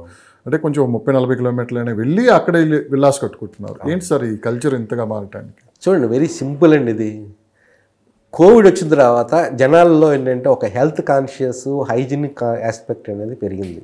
అంటే మనం పరిశుభ్రంగా ఉండాలి, కొంచెం వైడ్ స్పేస్లో ఉండాలి. కోవిడ్ వచ్చిన తర్వాత ఇంకోటి ఏం జరిగింది, వర్క్ ఫ్రమ్ హోమ్ ఉంది. అన్నీ స్కూల్ కూడా అక్కడే, ఎడ్యుకేషన్ అక్కడే, జాబు అక్కడే. అంటే ఇప్పుడు ఒక ఇంట్లో ఉన్నప్పుడు అటు వచ్చినప్పుడు ఒక రూమ్ సపరేట్గా జాబ్ చేస్తున్నప్పుడు, ఆన్లైన్గా వర్క్ చేస్తున్నప్పుడు సపరేట్గా ఒక రూమ్ ఉండాలి. అట్లనే వాళ్ళకి పిల్లలు ఉంటారు, పిల్లలకు స్కూల్ ఉంటుంది, వాళ్ళు కూడా ఏంటంటే ఆన్లైన్ క్లాసెస్ జరుగుతూ ఉంటాయి, వాళ్ళకి ఒక రూమ్ కావాలి. అంటే డిమాండు ఎక్కువ స్పేస్ ఉన్న ప్రాపర్టీస్కి పెరిగింది. ఇంకోటి ఏంటంటే అరే రేపు ఉంటామో లేదో తెలియనప్పుడు కోవిడ్ అట్లా తీసుకొచ్చింది అనమాట. రేపు ఉంటామో తెలియనప్పుడు ఉన్నంతవరకు మంచిగా క్వాలిటీగా, మంచిగా హ్యాపీగా హెల్దీ ఎన్విరాన్మెంట్లో హెల్దీ సిటీలో హెల్దీ ఎన్విరాన్మెంట్ అనేది కష్టం. పొల్యూషన్, నాయిస్ పొల్యూషన్ కానీ అటు ఎయిర్ పొల్యూషన్ ఉండదు. అందువల్ల ఏంటంటే ఎక్కడైతే కనెక్టివిటీ ఉంది ఒక 1/2 hour వరకు డ్రైవ్ చేయడానికి ready. Even IT people even 1 hour also they ready. ఏది వాళ్ళు పనిచేస్తున్న ప్లేస్ నుంచి కొంచెం దూరంగా 1 hour వరకు చేసుకున్నా కానీ కనెక్టివిటీ ఎక్సలెంట్ ఉందనుకోండి, ఆ 1 hourలో అంటే నీకు ఎన్ని kilometers పోతుంది? నీకు 100 kilometers పోతుంది. అంత పాటలో ఇప్పుడు 50 వాళ్ళ వర్క్ ప్లేస్ నుంచి ఎంత దూరం వెళ్ళినా కానీ ఒక 50 kilometers లోపే. అంటే 50 kilometers లోపే అంటే 30-40 minutesలో వాళ్ళు వర్క్ ప్లేస్కి వెళ్ళిపోతున్నారు. కనెక్టివిటీ బాగున్నప్పుడు రేపు ఇంకా రీజనల్ రింగ్ రోడ్ రాబోతుంది. ఇంకా రేడియల్ అవుటర్ రింగ్ రోడ్కి రీజనల్ రింగ్ రోడ్ కనెక్టివిటీ చాలా more than 50 radial roads connectivity చేయబోతున్నారు. అక్కడికే వస్తున్నా. అంటే మీరు అన్నట్టు రోడ్ కనెక్టివిటీ చాలా ఇంపార్టెంట్ డెవలప్ అవ్వాలంటే. అవుటర్ రింగ్ రోడ్ వచ్చిన తర్వాత హైదరాబాద్ స్థితి గతినే మార్చేసింది. సో ఒక్కసారిగా హైదరాబాద్ రూపురేఖలే మారిపోయాయి.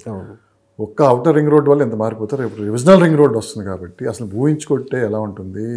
రివిజనల్ రింగ్ రోడ్ పరిధిలో కావచ్చు, రివిజనల్ రింగ్ రోడ్ దాటి కావచ్చు, ఏదైనా భూముల మీద ఇన్వెస్ట్ చేసే వాళ్ళకి భవిష్యత్తుని ఒక 10-10 years తర్వాత ఊహించుకుంటే ఎలా ఉంటుంది సార్ ఇది?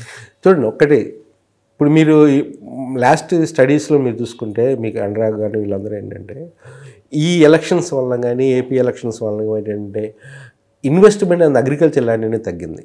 కరెక్ట్. కానీ ఇన్వెస్ట్మెంట్ అండ్ అపార్ట్మెంట్స్ ఎక్కడా తగ్గల, విల్లాస్ కానీ అపార్ట్మెంట్స్ కానీ తగ్గల. కానీ ఇప్పుడు ఏంటంటే ఫ్యూచర్లో నేను చెప్పగలను రీజనల్ రింగ్ రోడ్ అనేది ఒక అద్భుతంగా ఒక ప్రెస్టీజియస్గా తీసుకున్న ప్రాజెక్టు ఏది ఇప్పుడు వచ్చిన గవర్నమెంట్ కూడా.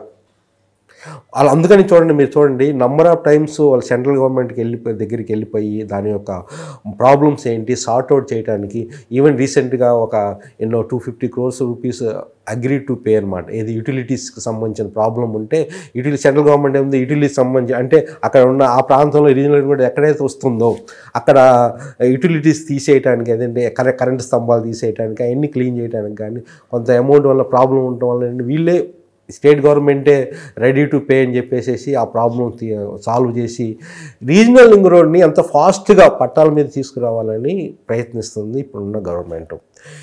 ఆ దానివల్ల ఏంటంటే డెఫినెట్గా ఏంటంటే గ్రోత్ అనేది డెఫినెట్గా హైదరాబాద్కి ఏంటంటే మంచిగా డెవలప్మెంట్ అవుతుంది. ఎందుకంటే నేను ఇంకో విషయం చెప్తాను. అమరావతి అంటున్నాము. అమరావతి కన్నా ఇప్పుడు రీజనల్ రింగ్ రోడ్డుకి అవుటర్ రింగ్ రోడ్డుకి మధ్యన ఎంత స్థలం ఉందండి? బోల్డ్ అంత ప్లేస్ ఉంది. ఆ ప్లేస్ని ఒక స్మార్ట్ సిటీగా ఎన్ని అమరావతులు మనం డెవలప్ చేయొచ్చు చూడండి ఒకసారి. అంటే అద్భుతాలు సృష్టించడానికి అవకాశం ఉంది ఏది హైదరాబాదు సరౌండింగ్ ఏరియాస్లో కూడా. అట్లనే రీజనల్ రింగ్ రోడ్ అనేది ఒక prestige. Not only regional ring road and ఇప్పుడు 340 అదల్లా 350 కిలోమీటర్స్ చేయబోతున్నారు. కొంచెం డీవియేషన్స్ ఉన్నాం. దాని చుట్టూ కూడా ఏంటంటే రీజనల్ రింగ్ రైల్ అనేది కూడా మీకు కిషన్ రెడ్డి గారు ఒకసారి అనౌన్స్ చేశాను, మీకు గుర్తుందో లేదో. రీజనల్ రింగ్ రోడ్ చుట్టూ ఒక రైల్. అవును, చూడండి ఒకసారి మనం విజువలైజ్ చేస్తే ఇదంతా విజువలైజేషన్. రియల్ ఎస్టేట్ అనేది విజనరీ ఇన్వెస్ట్మెంట్. ఒకసారి అవన్నీ వస్తే ఎలా ఉండబోతుంది. అట్లనే అవుటర్ రింగ్ రోడ్కి ఇప్పుడు మంచిగా అవకాశం ఉన్నప్పుడు ప్రస్తుతం గవర్నమెంట్కి ఏంటంటే మెట్రో పెంచుకుంటూ పోతుంది. అన్ని హార్ట్ ఆఫ్ ది సిటీ నుంచి మెట్రో తీసుకొస్తే ఒక వీల్ అండ్ స్పోక్ కాన్సెప్ట్లో. వీల్ అనేది ఇప్పుడు అవుటర్ రింగ్ రోడ్డు, ఈ స్పోక్స్ అనేది మెట్రో. అవుటర్ రింగ్ రోడ్ చుట్టూ కూడా మెట్రో తీసుకురావడానికి ట్రై చేస్తున్నారు. అంటే ఒక విధమైన కాన్సెప్ట్ అక్కడ ఎంతో అద్భుతంగా ఇప్పుడు ల్యాండ్స్ అయితే లేవు ప్రస్తుతానికి. ఈ ఏరియాలో ఎక్కువ హైరేజ్ బిల్డింగ్సే రాబోతున్నాయి. With in the outer ring road. ఎవరైతే బడ్జెట్కి అనుగుణంగా కొంచెం దూరమైనా పర్వాలేదు, బడ్జెట్ తక్కువ బడ్జెట్ ఉండేవాళ్ళు అవుటర్ రింగ్ రోడ్కి రీజనల్ రింగ్ రోడ్కి మధ్యన మనం ఇన్వెస్ట్మెంట్ చేసుకుంటే మంచి అద్భుతమైన. కాకపోతే it is matter of fact. మీరు చూసారు లేదు, రీజనల్ రింగ్ రోడ్ అంతకుముందు అసలు వస్తుందా, అవుటర్ రింగ్ రోడ్ ఉన్నప్పుడు అది వస్తుందో లేదన్న కాన్సెప్ట్లో వచ్చేసింది. ప్రాక్టికల్గా ఎంతో డెవలప్మెంట్ చేసింది. రీజనల్ రింగ్ రోడ్ కూడా అదే జరగబోతుంది. ఇప్పుడు అపోహలన్నీ తొలగిపోతాయి తొందరగా. ఎందుకంటే అటు సెంటర్ కూడా మంచిగా డెవలప్ చేయాలి, కనెక్టివిటీ పెంచాలని సెంటర్ మీరు ఏది అడిగినా కానీ ఇస్తున్నారండి. ఎస్పెషల్లీ రోడ్స్, హైవేస్ డెవలప్మెంట్కి నితిన్ గడ్కరీ దగ్గరికి వెళ్ళిపోయి ఈ హైవేని మంచిగా డెవలప్ చేయాలి ఫండ్స్ అంటే డెఫినెట్గా ఇస్తున్నారు. ఆ విధంగా ఉంది. అంటే రీజనల్ రింగ్ రోడ్డు ఎంతో తొందరగా రాబోతున్న ఫస్ట్ ప్రాజెక్ట్. ఏదైనా 2 తెలుగు రాష్ట్రాలకి ఒక మంచి రోజులు అయితే వచ్చాయి. ఇక నుంచి ఒక అభివృద్ధి పదంలో 2 సమానంగా దూసుకెళ్తాయని అయితే స్పష్టంగా అయితే కనపడుతుంది. డెఫినెట్ అండి. ఎందుకంటే ఒకటే విషయం చెప్తాను చూడండి. పక్కవాడు పరిగెత్తున్నప్పుడు నేను ఇద్దరు నడుస్తున్నాము, పక్కవాడు పరిగెత్తున్నప్పుడు నేను కూడా పరిగెత్తాలని ప్రయత్నిస్తాను. సరిగ్గా ఇదే మాట మొన్న రేవంత్ రెడ్డి గారు ఒక మాట అన్నారు. ఇప్పుడు వరకు మేము 12 గంటలు పనిచేస్తున్నాం, పక్క రాష్ట్రంలో చంద్రబాబు నాయుడు గారు 18 గంటలు పనిచేస్తున్నారు, ఇక పక్క రాష్ట్రంతో పోటీ పడాలి, నేను కూడా 18 గంటలు పనిచేయాలి అని చెప్పి మీరు వినే ఉంటారు. అవునవును. సో పని చేయటం కాదు, 2 రాష్ట్రాన్ని అభివృద్ధి పదంలో డే అండ్ నైట్ కష్టపడి ముందుకు తీసుకొని వెళ్ళడానికి వాళ్ళ ఆలోచన విధానం అది. ఎందుకంటే ప్రెషర్ ఉంటుందండి. ప్రెషర్ రేవంత్ రెడ్డి గారి దగ్గర పని చేయకపోతే తీసేస్తారు. Very simple. ఆ మాట అనకూడదు, కానీ పని చేసి చూపించాల్సి వస్తుంది. ఆటోమేటిక్ ప్రెషర్ ఉంది. అదే ప్రజలు ఏంటంటే ప్రజలు చాలా తెలివిగలరు. చూడండి ఒకసారి చూడండి, మనకి అటు తెలంగాణ కానీ అటు ఆంధ్రాలో కానీ గవర్నమెంట్ని తీసేశారు. వాళ్ళు సింపుల్, వాళ్ళు దే మోర్ ఇంటెలిజెంట్, మనకన్నా చాలా ఇంటెలిజెంట్. ఎక్కడైతే అభివృద్ధి సంక్షేమం 2 సమతుల్యంగా తీసుకెళ్ళగలరో ఆ స్టేట్కి కానీ ఆ లీడర్కి కానీ ఇంపార్టెన్స్ ఇస్తారండి డెఫినెట్గా. ఓన్లీ సంక్షేమం అంటే కుదరదు. అప్పులు తీసుకొచ్చి ఎందాక సంక్షేమం చేస్తారు. రిజల్ట్ ఎలా ఉంది కూడా మనం చూసాం. అభివృద్ధిని తీసుకొస్తూ అభివృద్ధి యొక్క ఫలాన్ని సంక్షేమం కోసం ఉపయోగించిన స్టేటే బాగుపడుతుంది. డెఫినెట్గా ఫ్యూచర్ ఉంటుంది. అట్లానే 2 స్టేట్స్ కూడా ఏంటంటే ఒకరు తెలుసుకున్న జోడు గుర్రాల్లాగా ఇద్దరు నడిస్తే డెఫినెట్గా అభివృద్ధి అనేది మన తెలుగు స్టేట్స్కి మంచిగా ఉండబోతుంది డెఫినెట్గా. సార్ ఒకటి అంటే 2 తెలుగు రాష్ట్రాలు ఇక ఎలక్షన్లు అన్నీ అయిపోయాయి, ఇంకెవరి పనులు వాళ్ళు బిజీ అయిపోయారు, రాష్ట్రాల అభివృద్ధి మీద దృష్టి పెట్టారు అటు ముఖ్యమంత్రి. చాలామంది ఏంటంటే రియల్ ఎస్టేట్ ఇన్వెస్ట్ చేసేవాళ్ళు, అంటే మంచి రిటర్న్స్ కావాలనుకునేవాళ్ళు, అంటే 2 తెలుగు రాష్ట్రాలు ఎక్కడైనా కానీ ఒక చోట ఇన్వెస్ట్ చేసే ముందు వాళ్ళు ఎలాంటి జాగ్రత్తలు తీసుకోవాలి, ఒక మంచి రిటర్న్స్ రావాలంటే, కొంత అమౌంట్ మనం అక్కడ పెడుతున్నామంటే మంచి రిటర్న్స్ రావాలంటే వాళ్ళు ఎలాంటి టిప్స్ ఫాలో అవ్వాలి? కొన్ని మాకు ఎగ్జాంపుల్ చెప్పగలరు? డెఫినెట్ అండి, ఇది చాలా ఇంపార్టెంట్. మంచి క్వశ్చన్ అడిగారు. యాక్చువల్గా ఏంటంటే మన దగ్గర డబ్బులు ఉన్నాయని ఈరోజు ఎక్కడ పడితే అక్కడ ఇన్వెస్ట్మెంట్ చేయకూడదు. ముఖ్యంగా ఏంటంటే లొకేషన్ అనేది చాలా చాలా ఇంపార్టెంట్. ఫస్ట్ ఏ లొకేషన్లో మనం పెడుతున్నాం, అటు ఆంధ్ర అయినా కానీ ఇదైనా కానీ. ఇంకోటి నెక్స్ట్ నెంబర్ 2 పాయింట్ అంటే ఏ రేటుకి మనం కొంటున్నాం. ఫ్యూచర్ రేట్ కొనడానికి కూడా ఉపయోగం లేదు. ఇప్పుడు ఈ రోజు వెళ్ళిపోయి డబ్బుకడ అమరావతికి వెళ్ళి ముందు ఎవరో ఒకరు చెప్తారు, అరే వాడు అమ్మదలుచుకోలేదు అనుకోండి, వాడు 60,000 పర్ స్క్వేర్ యార్డ్ చెప్పొచ్చు. అసలు అమ్మదలుచుకోలేదు ఇంకా 70,000 కూడా చెప్పొచ్చు. ఆ 3ని బట్టి ఆ టైంని కొనేసాం అనుకోండి, ఎన్ని సంవత్సరాలు వెయిట్ చేయాల్సి వస్తుంది? 3 గంటలు. అంటే అక్కడికి వెళ్ళిపోయి ఎంక్వైరీ చేసి యావరేజ్ రేట్ తీసుకొని అంతకుముందు ఉన్న రేట్స్ ఎట్లా ఉన్నాయి, ఇప్పుడున్న రేట్స్ ఎట్లా ఉన్నాయి, ఏ విధంగా ఎంతవరకు మనం పెట్టొచ్చు, ఫ్యూచర్ డెవలప్మెంట్స్. నేను లొకేషన్ చెప్పాను ముందు. నెంబర్ టూ చెప్పాను. ఇది ఇంకోటి ఏంటంటే, ఇది మన బడ్జెట్లో కూడా ఎంత బడ్జెట్లో ఏ రేటు కొనేదాన్ని బట్టి చెప్పాను. ఇంకోటి ఏంటంటే డెవలప్మెంట్ అనేది పూర్తిగా డెవలప్మెంట్ దానికన్నా డెవలప్ అవుతున్న దాంట్లో కూడా మంచిగా ఉంటుంది. బాగా జరుగుతుంది, ఇంకా బాగా జరగడానికి అవకాశం ఉన్న పొటెన్షియల్ స్కోప్ ఉన్న ఎక్కడైతే స్కోప్ ఉందో డెవలప్మెంట్స్కి అక్కడున్న లొకేషన్స్ మనం చూసుకోవాలండి. ఆల్రెడీ పెరగలేదు రేట్స్, కానీ పెరగడానికి అవకాశం ఉంది. ఇప్పుడు జంగిల్, కానీ రేపు అక్కడ అద్భుతంగా మంచి ప్లేస్ అవ్వబోతుంది. అటువంటి ప్లేస్లో మీరు ఎక్కడైనా మీరు చూడండి, ఇప్పుడు ఎవరైనా కానీ, ఇప్పుడు రాజస్థానీస్ కానీ, మార్వాడీస్ కానీ, అన్ని డెవలప్మెంట్ ప్లేస్లో వాళ్ళు పెట్టరు. ఏంటంటే ఇప్పుడు జంగిల్, ఇప్పుడు కరెంట్ లేదు, వాటర్ లేదు, రోడ్డు లేదు, ఏం లేదు, కానీ రేపు ఫ్యూచర్లో మాత్రం ఇది మంచిగా డెవలప్ అవుతుంది, అవకాశం ఉంది అనుకున్న ప్రదేశాల్లో పెడతారు. అటువంటివి మనం చూస్ చేయాలి. అటువంటిది ఏంటంటే మీరు రీసెర్చ్ చేయాలి. లేకపోతే కొంచెం అనుభవజ్ఞుల రియల్ ఎస్టేట్ని, ఒక ట్రాన్స్పరెంట్ ఉన్న రియల్ ఎస్టేటర్ని పట్టేసుకుని గైడెన్స్ తీసుకోవటం తప్పు లేదండి. డెఫినెట్గా అన్నీ మనకు తెలియనేం లేదు. ఎవరు అన్ని ఫీల్డ్ ఎక్స్పర్ట్లు కాదు, మీరు మీ ఫీల్డ్ ఎక్స్పర్ట్లు, అది మాత్రం గ్రహించాలి. మళ్ళీ ఇంకోటి ఏంటంటే, అందరూ మోసం చేస్తారని భావించకూడదు. మోసం చేసే వాళ్ళు ఉంటారు, మోసం చేయని వాళ్ళు ఉంటారు. కానీ ఎవరి బ్యాక్గ్రౌండ్ ఏంటి, ఎవరి స్టేటస్ ఏంటి అనేది కూడా మనం గ్రహించాలా. దాన్ని బట్టేసి ఏంటంటే కరెక్ట్ పర్సన్ యొక్క గైడెన్స్ తీసుకొని మీరు ఇన్వెస్ట్మెంట్ చేస్తే డెఫినెట్గా ఎక్కడదో. ఎందుకంటే చెప్తున్నానంటే, ఇన్వెస్ట్మెంట్కి డోకా లేదని ఎందుకంటున్నానంటే, ఓవరాల్గా ఏంటంటే ఇండియన్ ఎకానమీ చాలా స్ట్రాంగ్ ఫుట్ మీద ఉంది. అటు జీడిపి లెవెల్లో కానీ, అటు ఎకానమీ లెవెల్లో కానీ, ఈరోజు ఎకానమీ లెవెల్లో వరల్డ్లో 5th పొజిషన్లో ఉంది. రేపు 3rd పొజిషన్ కూడా షార్ట్లీ కూడా రాబోతుందని విన్నాం. అంటే ఎప్పుడైతే డెవలప్మెంట్ ఉందో ఏ స్టేట్ని, ఏ క్యాపిటల్ని మనం ఆపలేము, అది ఆటోమేటిక్ జరుగుతూ ఉంటుంది. కానీ అక్కడ ఉన్న లోకల్ గవర్నమెంట్ మీద కొంతవరకు ఎఫెక్ట్ ఉంటుంది. ఏ విధంగా గవర్న్ చేస్తున్నారన్నది మీద కొంతవరకు ఉంటుంది. కాబట్టి దాని ఫ్యాక్టర్స్ కూడా మనం కన్సిడరేషన్స్ చేసుకొని మనం ఇన్వెస్ట్మెంట్ చేస్తే, ఇంకోటి ఏంటంటే అట్లా మనకు తెలియదు ఏది మన ఎగ్జాక్ట్గా మనం లొకేషన్ ఫైండ్ అవుట్ చేయలేము. మరి అటువంటిప్పుడు ఎట్లా చేయాలంటే ఆర్గానిక్గా కొన్ని ప్లేసులు ఆర్గానిక్ ఏ గవర్నమెంట్ వచ్చినా కానీ ఎట్లా ఉన్నా కానీ ఆర్గానిక్గా గ్రోత్ అయ్యే కొన్ని ప్లేసెస్ ఉన్నాయి. నేను చెప్పిన వైజాగ్ ఆర్గానిక్గా డెవలప్ అయ్యింది. ఇట్లా కొన్ని ప్రాంతాలను మనం అది చూస్ చేసుకొని చేస్తుంటే ఏంటంటే ఆటోమేటిక్గా అనేది ల్యాండ్ అనేది వాల్యూ అండి. అదండి, అప్పుడు ఎవరు శోభన్ బాబు గారు అప్పుడు చెప్పినట్లు మనుషులు పెరుగుతున్నారు, భూమి అయితే అట్లానే ఉంటుంది. అంతే కదా. ఇది ఏంటంటే ఇది పెరిషబుల్ కాదు, తగ్గుతూ పోతూ ఉంటుంది. పాపులేషన్ పెరుగుతూ ఉంది, కానీ ల్యాండ్ తగ్గుతూ ఉంది. ఆటోమేటిక్గా డిమాండ్ పెరుగుతుంది. ఈరోజు మనం అందుకని అంటున్నారు అఫోర్డబిలిటీ వచ్చేలాక ఏంటంటే బెంగళూరు, ముంబై వీటికన్నా, ఢిల్లీ వీటికన్నా హైదరాబాద్ ఈ రోజుకి కూడా బెస్ట్ అఫోర్డబిలిటీ. మనం స్క్వేర్ యార్డ్స్లో అమ్ముతున్నాం, అక్కడ స్క్వేర్ ఫీట్స్లో అమ్ముతున్నారు. ఈవెన్ ల్యాండ్, నేను చెప్పేది ల్యాండ్ స్క్వేర్ ఫీట్స్లో అమ్ముతున్నారు, అక్కడ మన స్క్వేర్ యార్డ్స్లో అమ్ముతున్నాము. అంటే ఏంటంటే ఇన్వెస్టర్ అనేది కొన్ని టిప్స్ అనేది ఎట్లా పడితే అట్లాగా బ్లైండ్గా ఇన్వెస్ట్ మాత్రం ఎప్పుడు ఎవరు చేయకూడదు. ఎక్కడ ఇరుక్కుంటాం. ఎందుకంటే మనం ఎంతో కష్టపడి సంపాదించింది, సేవింగ్ చేసింది, మన ఇన్వెస్ట్మెంట్ చేయబోయే ముందు చాలా జాగ్రత్తగా 1 కాదు 10-20 సార్లు లొకేషన్ చేసుకొని రీసెర్చ్ చేసి మంచి గైడెన్స్తో కానీ మీరు ఇన్వెస్ట్మెంట్ చేస్తే రియల్ ఎస్టేట్లో డెఫినెట్గా. ఎందుకు నేను మిమ్మల్ని అడిగానంటే, ఎక్స్పెషల్లీ మీరు ఇంతకుముందు వర్క్ చేసింది ఎయిర్పోర్ట్ ఆఫ్ అథారిటీలో టాప్ పొజిషన్లో వర్క్ చేశారు. నేను ఒకసారి మీ డాక్యుమెంట్స్ ఇస్తారా?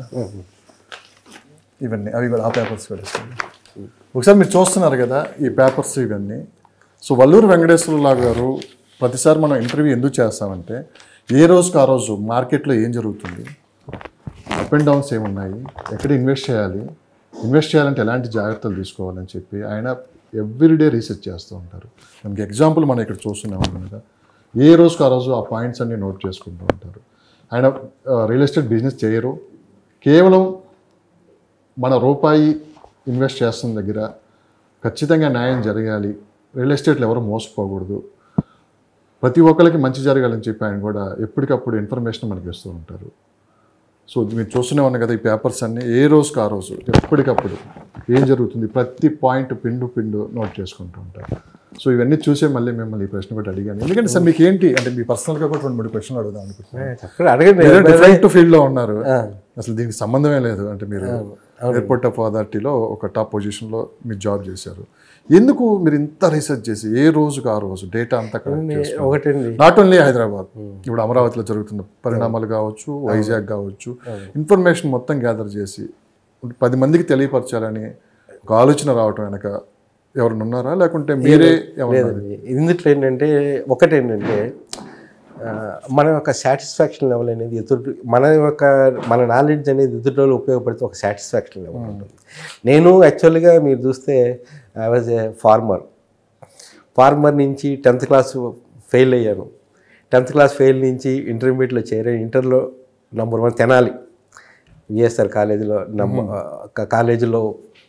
2nd పొజిషన్ వచ్చింది అనుకోండి తెలుగు మీడియంలో. ఆ తర్వాత ఎయిర్ ఫోర్స్కి వెళ్ళాను నేను. చూడండి, అంటే లైఫ్ అనేది ఒక్కొక్క లైఫ్ అట్లాగా మన గ్రాడ్యుయేషన్కి వస్తుంది. బట్ ఎప్పుడు ఏంటంటే నాది లెవెల్ ఎట్లా ఉంటుందండి, ఇప్పుడు ఈ రోజుకి కూడా 1 పైసా మనం ఎవరి దగ్గర తీసుకున్నది లేదు. మనకు కాకపోతే ఏదైనా అవసరం అయితే మనం ఇచ్చింది నేను. ఒక సాటిస్ఫాక్షన్ లెవెల్ ఉంటుంది కొంతమందికి. అక్కడి నుంచి ఏంటంటే నాకు ఎయిర్ ఫోర్స్కి వెళ్ళిన తర్వాత, ఎయిర్ ఫోర్స్ నాకు కాలేజీ ఫస్ట్ వస్తాను నాకు తెలుసు. మా ఫాదర్ని అడిగాను, నాకు ఇంజనీరింగ్ సీట్ వస్తుంది, మరి చదివించగలవా అని. ఆయనే ఉన్నాడు, నేను చదివించలేనురా. ఎందుకంటే అప్పుడు ఫైనల్ ఇయర్లో ఉన్నప్పుడు లాస్ట్లో ఎయిర్ ఫోర్స్కి వెళ్ళి ఓట్న ఎగ్జామ్ రాశాను ఎయిర్మెన్గా. అది ఆటోమేటిక్గా ఫస్ట్ టైంలో క్లియర్ అయింది. దానికి దొరికింది మా నాన్నకి కూడా, ఏంటంటే నువ్వు వెళ్ళిపోవాలి. కానీ అప్పటి నుంచి ఒక డిసైడ్ అయ్యా, నేను ఇంజనీరింగ్ చదవాలి. నేను ఇంజనీరింగ్ చదివానండి. ఏది ఎయిర్ ఫోర్స్లో జాబ్ చేస్తూ, ఫైటర్ పొద్దున్న జాబ్ చేస్తూ, ఎక్కడ నాకు యూనివర్సిటీకి వెళ్ళింది లేదు, ఏ కాలేజీకి వెళ్ళింది లేదు. ప్రైవేట్గా ఏఎంఐ అంటారు, associate member of Indian engineers అని ఓన్గా చదివాను. అట్లా జరిగిన తర్వాత మ్యారేజ్ అయిన తర్వాత అందుట్లో ఒక 15 సంవత్సరాలు పనిచేసేసి నేను బయటకు వచ్చాను. 15 సంవత్సరాలు నా ఓన్ కంపెనీ. ఎక్కడ మళ్ళీ ఇంకోసారి ఎయిర్ ఫోర్స్లో కూడా గ్రూప్ 1 పోస్టులకు అటెండ్ అయితే మంచిగా రిలీజ్ చేస్తారు, కానీ దానికి కూడా వెళ్ళాను నేను. ఏమని సొంతగా కంపెనీ పెట్టాలని బయటకు వచ్చాను. బయటకు వచ్చిన ఒక కంపెనీలో నేను జనరల్ మేనేజర్గా చేశాను ఒక 2 years. అందుట్లో కూడా నాకు మంచిగా చేశాను, కానీ సాటిస్ఫాక్షన్ రాలేదు. ఇక ఆ తర్వాత ఇంట్లో ప్రెజర్ వలన ఒక గ్రూప్ 1 పోస్ట్కి నేను ప్రిపేర్ అవ్వాలని వచ్చింది. మా మిస్సెస్ కానీ మా ఫ్యామిలీ మెంబర్స్ కానీ ఉన్న ఉద్యోగాన్ని వదిలేసేసి, ఏ విధమైన డబ్బులు కూడా ఇన్కమ్ లేదు, ఫ్యామిలీ ఉంది. అప్పటికి నాకు ఒక అమ్మాయి కూడా పుట్టింది. అప్పుడు ఫ్యామిలీ వదిలే ఒక పెన్షన్ అప్పుడు 1500 ఎంతో వచ్చాయి. అప్పటికి వదిలేసేసి కూడా గ్రూప్ 1కి అట్లానే కూర్చున్నాను. రోజుకి నేను ఆల్మోస్ట్ ఒక 12 hours చదివేవాడిని. 12 hours చదివి ఫస్ట్ ఉద్యోగం, ఫస్ట్ అటెంప్ట్ ఈ ఏరోడ్రోమ్ ఆఫీసర్ అని వచ్చింది. ఏరోడ్రోమ్ పైలట్స్ తర్వాత ఒక మంచి ర్యాంకులో ఉన్న జాబ్స్ అంటే ఏవియేషన్ ఫీల్డ్లో ఎయిర్ ట్రాఫిక్ కంట్రోలర్స్ అందుట్లో వచ్చిందనమాట. ఆటోమేటిక్గా అందుట్లో ఇంకా 24 years మనం పనిచేసి బయటకు వచ్చాం. బయటకు వచ్చిన తర్వాత ఏంటంటే ఎప్పుడు మనం ఉండగానే ఏంటంటే నాకు నా ఓన్ ప్రొఫెషన్లో నేను వెళ్ళాను. ఎయిర్పోర్ట్ డైరెక్టర్గా కొన్ని ప్రాంతాల్లో నేను సర్వ్ చేయడం జరిగింది టెంపరీగా. ఆ ఫీల్డ్లో కూడా ఏంటంటే పబ్లిక్తో డీలింగ్స్ అనేది నాకు ఎందుకు అంతగా నచ్చల. ఎందుకంటే కరప్షన్ కానీ ఇంకేదన్నా ప్రాబ్లమ్స్ ఉంటాయని నేను అందుట్లో నా ఓన్ ఫీల్డ్ అందుట్లో ఏంటంటే ఎయిర్ ట్రాఫిక్ అంటే ఓన్లీ కంట్రోలింగ్ పైలట్స్తో మనం కమ్యూనికేషన్ చేసేవాళ్ళం అనమాట. ఇందుట్లో అట్లా చేస్తున్నప్పుడు ఏంటంటే నాకు ఒక సాటిస్ఫాక్షన్ అనమాట. ఆ విధంగా అయిపోయింది. తర్వాత మళ్ళీ బయటకు వచ్చిన తర్వాత ఏం చేయాలి, నాకు లాస్ట్ నేను 2011లో వచ్చాను ఇక్కడికి, బాంబే నుంచి వచ్చాను ట్రాన్స్ఫర్ మీద శంషాబాద్. అక్కడి నుంచి నాకు కూడా ఏంటంటే కొంత ఏదో రియల్ ఎస్టేట్ మీద ఊరకు తిరగాలి, కొంచెం ఇన్వెస్ట్మెంట్ చేయడం జరిగింది. అద్భుతమైన రిటర్న్స్ కూడా వచ్చినాయి, ఇప్పుడు కూడా పర్వాలేదు. ఆ ప్రయాణంలో ఏంటంటే ఓకే, మనకు తెలిసిన రియల్ ఎస్టేట్ మీద నాకు ఒక ప్యాషన్ ఉంది, ఇదొక్కటే ప్రొఫెషన్, మిగతా వాళ్ళకి ఉపయోగపడదు. మనం ఈరోజు నా మాట ఎవరైనా మంచిగా ఒక ఇల్లు కొనుక్కున్నా ఏదైనా చేసినా కానీ మంచి రిటర్న్స్ వచ్చినాయి అనుకో, ఒక సాటిస్ఫాక్షన్. అబద్ధాలు లేదు, అబద్ధాలతో ఇందుట్లో కూడా మోసగాళ్ళు ఉన్నారు, చెప్పేవాళ్ళు ఉన్నారు. కానీ ఏంటంటే ఒక ఇన్వెస్టర్ అనేవాడు అది గ్రహించాలా, ఎవరు ఎటుంటారు అనేది గ్రహించాలా, వాళ్ళ మాటలు వినాలి. కానీ నేను చూస్తుంది ఏంటంటే ఎక్కువ మాటలు చెప్పేవాడు, ఎక్కువ హైప్తో చెప్పేవాడు మాటలు ఎక్కువ మంది వింటున్నారు, మోసపోతున్నారు. అది ఏంటంటే ఎప్పుడైనా కొన్ని స్టాండర్డ్స్ అనేది ఒక తొందరపడి ఓవర్ నైట్గా ఎక్కువ సంపాదించాలని ఆశ పెట్టుకోవద్దు ఎప్పుడండి. అది చాలా మన అత్యాశే మన పతనానికి దారితీస్తుంది కొన్ని చాలా విషయాలు. అందుకని ఏంటంటే లైఫ్ కూడా ఏంటంటే కంపోజ్గా బ్యాలెన్స్గా ఉండి సంతోషంగా ఉంటూ కూడా సంపాదించవచ్చు. ఇది ఒక రియల్ ఎస్టేట్ అనేది నాకు అది బాగా నచ్చింది. అందువల్ల ఏంటంటే ఈ ఫీల్డ్లో నేను ఉన్నాను, కంటిన్యూ చేస్తాను. ఇది ఇండస్ట్రీ బాగా డెవలప్ అయ్యేది రియల్ ఎస్టేట్. ఇక్కడ కొత్తగా రావాలనుకున్న వాళ్ళు ఈ ఇండస్ట్రీలోకి రియల్ ఎస్టేట్ ఫీల్డ్లోకి రావాలనుకున్న వాళ్ళు ఏదో వచ్చేసాము రేపే డబ్బులు వచ్చేస్తాయి, కోట్లు సంపాదించవచ్చు అని చాలామంది చాలా హోప్స్తో వస్తూ ఉంటారు. బేసిక్గా అంటే రియల్ ఎస్టేట్ అంటే ఇంకా డబ్బులు వచ్చేస్తున్నాయి అయిపోయిందని ఊహల్లోంచి వస్తారు. వాస్తవంగా గ్రౌండ్ లెవెల్లోకి వస్తాయి కానీ అంత ఈజీ అయితే కాదు. సార్ ఏంటి సార్ ఇప్పుడు కొత్తగా రావాలనుకున్న వాళ్ళకి ఇట్లాంటి ఊహలతో వచ్చే వాళ్ళకి మీరు ఏం చెప్తారు? చూడండి, డ్రీమ్స్ని మన గోల్స్గా కన్వర్ట్ చేసి అచీవ్ చేయగలిగిన ప్లాట్ఫామ్ ఇది. కానీ అందరి డ్రీమ్స్ గోల్స్ అచీవ్మెంట్ చేయగలుగుతుంది 90%, 95% ఫెయిల్యూర్. దీంట్లో రియల్ ఎస్టేట్లో ఏంటంటే మెయిన్ ఏంటంటే మనకు మన యొక్క లైఫ్ స్టైల్ బాగుండాలా, కసి ఉండాలా, మార్కెటింగ్ మీద ప్రేమ ఉండాలా, కస్టమర్స్ని మోసం చేయకూడదు, కస్టమర్స్ని మన తోటి ఫ్రెండ్స్ లాగా ట్రీట్ చేసేసి వాళ్ళకి గైడెన్స్గా ఫ్రెండ్లీ గైడెన్స్ ఇస్తూ వాళ్ళతో పాటు మన ప్రయాణం చేయాలి. ఇంకోటి ఏంటంటే ఓవర్ నైట్గా అద్భుతాలు జరగవండి. ఇందులో కూడా ఓవర్ నైట్గా మీకు రిటర్న్స్ రావాలి అనుకుంటే రావు. చాలామంది అదే ఆలోచన అంటారు. ఆలోచన ఏంటంటే ఫ్రీగా వస్తుంది అనుకుంటారు. కాకపోతే ఏంటంటే దీనికి కొన్ని అడ్వాంటేజ్ ఉన్నాయి. ఆ అడ్వాంటేజ్ని మనకి అనుగుణంగా మలుచుకుంటే అడ్వాంటేజ్ ఏంటంటే జీరో ఇన్వెస్ట్మెంట్ ప్రొఫెషన్ ఇది. ఆడవాళ్ళు మగవాళ్ళని తేడా లేకుండా చేయగలిగిన ప్రొఫెషన్. అంటే రిటైర్మెంట్ అయినా కూడా చేయగలరు ఇందుట్లో రియల్ ఎస్టేట్లో. అటు మీరు చేస్తున్న ఉద్యోగం చేస్తూ కూడా ప్యాసివ్ అడిషనల్ ఇన్కమ్ కావాలనుకునే వాళ్ళకి కూడా ఇది అద్భుతమైన ప్లాట్ఫామ్.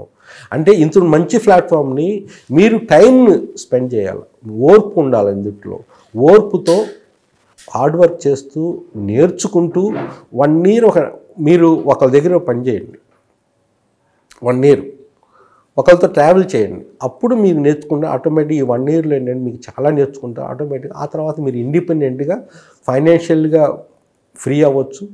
మీ ఫ్యూచర్ యొక్క డెవలప్మెంట్ని, మీ భవిష్యత్తుని అద్భుతమైన బాటలో నడిపించవచ్చు. అటువంటి ఒక ఫీల్డ్ అనమాట. కానీ నేను ఇన్వెస్ట్మెంట్ చేయండి, ఇన్వెస్ట్మెంట్ ఎవరు అడగట్లేదు, డబ్బుల పరంగా అడగట్లేదు, నీ టైంని ఇన్వెస్ట్మెంట్ చేయమంటున్నాం ఇక్కడ. నీ టైంని ఇన్వెస్ట్ చేసి ఎవరితో ఒకరితో ట్రావెల్ చేసి ఫ్రీ ట్రైనింగ్స్ దొరుకుతాయి. మా దగ్గరికి వచ్చినా కానీ మేము ట్రైనింగ్ ఇస్తాం, మాతో పాటు ట్రావెల్ చేస్తానంటే అది ఫ్రీ ట్రైనింగే. అది మాతో పాటు ట్రావెల్ చేస్తానంటే డెఫినెట్గా యూఆర్ వెల్కమ్ ఆల్వేస్ అనమాట. అది మనకేంటంటే ఇందులో నేర్చుకోకుండానే ఏదైనా ఒక ప్రొఫెషన్లో పైకి రావాలంటే ఒక సక్సెస్ రూట్ ఉంటుంది.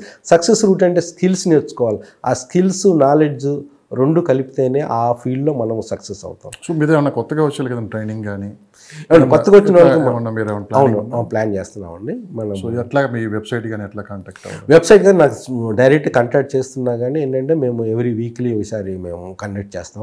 వచ్చే మనుషులను బట్టేసి కానీ ఎవరైతే మనకు వస్తారో ఫ్రీగానే మనకి ట్రైనింగ్ ఉంటుంది. కాకపోతే ఏంటంటే వాళ్ళకి ఎక్స్పెండిచర్ మన పాకెట్లో నుంచి డబ్బులు ఇవ్వడం అనేది అది కుదరదు. అది మాత్రం ఫ్రాంక్గా చెప్తున్నాను. కొంతమంది ఆశించవచ్చు ఏదో మన దగ్గర. మీరు మనం చెప్పిన పద్ధతిలో మీరు చేయండి, డెఫినెట్గా 3 monthsలోనే మీకు మంచి రిజల్ట్స్ రాకపోతే డెఫినెట్గా నేను హామీ ఇస్తాను. ఎలా కాంటాక్ట్ అవ్వాలి? నా ఫోన్ నెంబరు వాట్సాప్ చేసినా ఓకే, కాల్ చేసి వాట్సాప్ మోస్ట్ ప్రిఫరబుల్. మా ఫోన్ నెంబర్ 812-174-8850. వెబ్సైట్ ఏమన్నా? వెబ్సైట్ ప్రస్తుతానికి నా మెయిల్ చేసిన వాడికే venkatesh19621@gmail.com. Thank you sir, thank you so much. Thank you. మళ్ళీ ఒకసారి మరొక ఎపిసోడ్లోకి వెళ్దాం, మరిన్ని వాల్యుబుల్ విషయాలు మనం తెలుసుకుంటాం. డెఫినెట్లీ అండి, ఆల్వేస్ వెల్కమ్.